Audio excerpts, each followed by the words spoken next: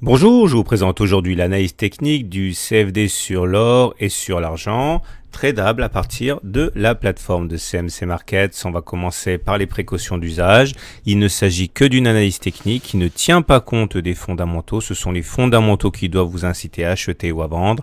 L'analyse technique n'est là que pour donner des points d'entrée optimaux et ainsi que des points de sortie logiques. Alors on va commencer par ce CFD sur l'or en unité de temps hebdomadaire. Si vous découvrez l'analyse technique, chaque bâton que vous voyez correspond à un chandelier japonais valable pour une semaine et qui indique les plus hauts et les plus bas de la semaine. Et on peut voir qu'effectivement à cet égard, rien de neuf au niveau de l'or puisque la tendance est toujours baissière. Elle est maintenant depuis pas mal de temps. On le voit au fait que les pics sont descendants et que les creux sont descendants aussi. Ça vaut pour la comparaison des pics et des creux, tendance baissière, et c'est également confirmé par la situation au regard de la moyenne mobile à 20 semaines ici. Et tant qu'on est en dessous d'une moyenne mobile à 20 semaines qui descend, on est en tendance baissière au regard de cet indicateur.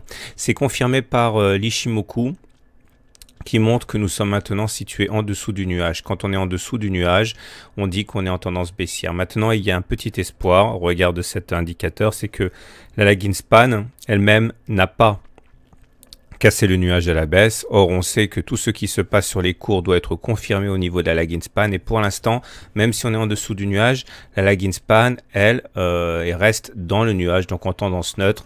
Pour l'instant, on a un léger espoir de ne pas basculer en tendance baissière, tout en sachant qu'au regard des deux autres critères, on est bien effectivement en tendance déclinante.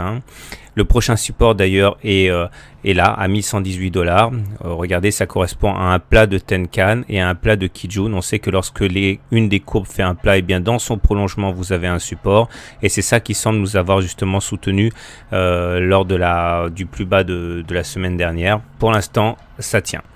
Les indicateurs techniques montrent qu'il n'y a pas de miracle, ce sont toujours les baissiers qui tiennent le marché. Le MACD est sous son signal, le RSI est en dessous de 50 et le momentum est en dessous de 0. Donc ça confirme que la force est du côté des baissiers. On remarquera que notre vague de Wolf, depuis qu'elle a donné un objectif ici au point 6 qui a été rallié, eh bien, ne suffit pas à assouvir les appétits baissiers des spéculateurs. Donc on exit donc la vague de Wolf qui a déjà fourni son objectif qui est maintenant dépassé. Et je vous propose, comme la semaine dernière, en fait, cette vision alternative. La semaine dernière, on était là et je vous avais dit qu'on avait retracé 61,8% du retracement de Fibonacci, 61,8% de la hausse. Il était courant lorsque l'on cassait un niveau d'aller chercher un niveau suivant. Vous remarquerez que c'est exactement ce qui s'est passé ici. On a rebondi sur les 76,4% de Fibonacci. On a bien touché le niveau suivant et peut-être qu'on a affaire à un canal ici en jaune, auquel cas, eh bien, un rebond sur les niveaux actuels ne serait pas impossible. Pour l'argent, c'est pareil, la tendance est baissière puisque les pics sont descendants, les creux sont descendants et on est en dessous de la moyenne mobile à 20 semaines. Et au niveau de l'Ishimoku, eh bien la tendance est neutre. On est dans le nuage que ce soit pour les cours et pour la lagging span. On n'arrive même pas à intégrer le nuage pour l'instant, donc on est toujours dans une situation assez intermédiaire. En tout cas, on n'est pas en tendance baissière puisque les cours ne sont pas en dessous du nuage. Ça, c'est pas mal. Et les indicateurs techniques montrent néanmoins que la force est du côté des baissiers avec un MACD sous son signal, un RSI sous 50 et un momentum sous 0. Graphiquement, nous sommes en train de rebondir sur un niveau ici correspondant aux 15,8 €, ici correspondant au plus bas déjà établi ici en mai. Et nous sommes également à l'intérieur d'une figure appelée figure d'élargissement descendant. Il faut savoir que la bonne nouvelle, c'est que ce genre de figure se casse plus souvent par le haut que par le bas. En tout cas, on a bien cassé le niveau des 61,8% de Fibonacci, donc on est attiré désespérément par les 76,4%. Maintenant, il faut savoir qu'on a un support intermédiaire qui peut empêcher justement ceci d'arriver. C'est celui sur lequel on est en train de rebondir. Et là aussi, on a une vague de Wolf. Par contre, celle-ci n'est pas encore complètement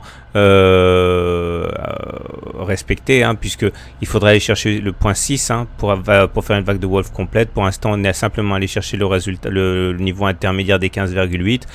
En tout cas, on n'est plus très loin au regard de cette vague de Wolf, de l'objectif final de baisse pour ceux qui tradent avec ce genre d'outils.